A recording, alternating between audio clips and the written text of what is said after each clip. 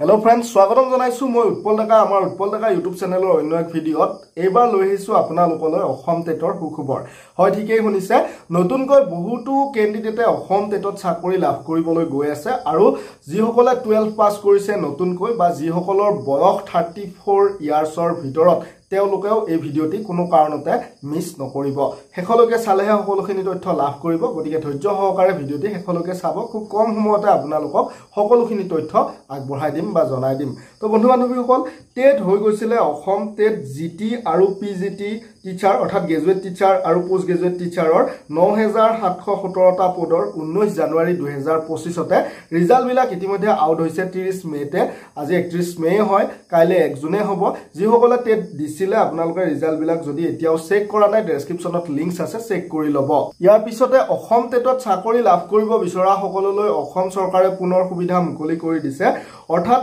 ডিএলএডৰ এডমিশনৰ যেটো pre entry test হয় entrance তাৰে ফৰ্ম ফিল আপ আৰম্ভ হৈছে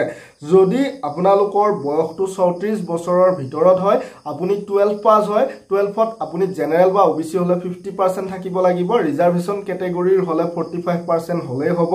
আপোনালোকে আবেদন কৰিব লাগিব অনলাইন যোগে 2 বছৰৰ বাবে ডিএলএড কোৰ্সটো কৰিলে আপোনালোকে diploma in elementary education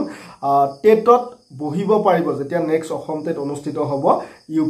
LP তেতিয়া আপোনালোকে বহিব পাৰিব পোষ্ট আছে 4150 টা অৰ্থাৎ সিট যেহেতু পঢ়িব হয় সিট বুলি ক'ব লাগিব আপোনালোকে অনলাইন যোগে আবেদন কৰিব লাগিব এই সমূহ ডিএলএডৰ সিটৰ বাবে